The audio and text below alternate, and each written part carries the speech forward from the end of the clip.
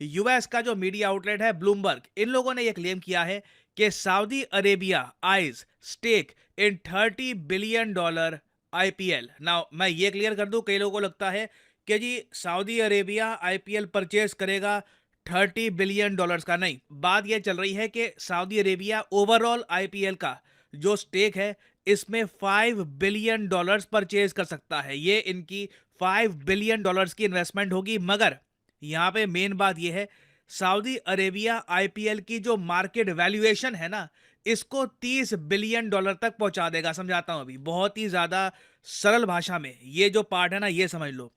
मान लो जी आपने कल को खुद का एक क्रिकेटिंग टूर्नामेंट स्टार्ट कर दिया, ठीक है, आप हो, आपके कुछ दोस्त हो, आपने टीम्स बांट दी।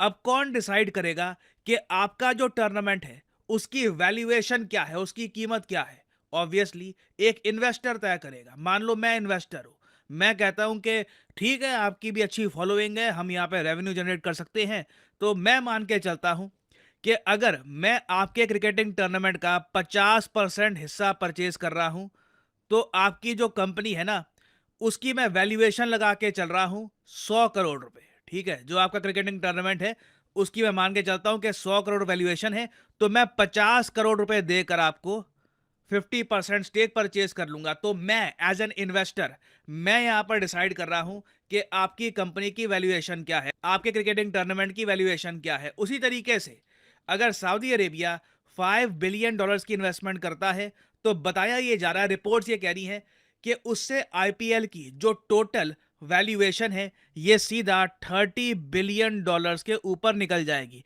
अभी आईपीएल की क्या वैल्यूएशन है बताता हूं आपको। ओवरऑल माना यह जाता है कि 2022-23 के बीच में आईपीएल की जो मार्केट वैल्यूएशन थी ये $11.2 बिलियन के आसपास थी। ये कई एडवाइजरी फर्म्स, इन्वेस्टमेंट फर्म्स ने इसका अनुमान लगाया कि कल को कोई नया निवेशक इन्वेस्टमेंट करना चाहता है आईपीएल में, तो टोटल जो आईपीएल का पूरा इकोसिस्टम है इसकी वैल्यूएशन $11 बिलियन से ऊपर है। नाउ यहाँ पे आप पूछोगे मगर कहाँ $11 बिलियन, कहाँ इससे 3 गुना $30 बिलियन?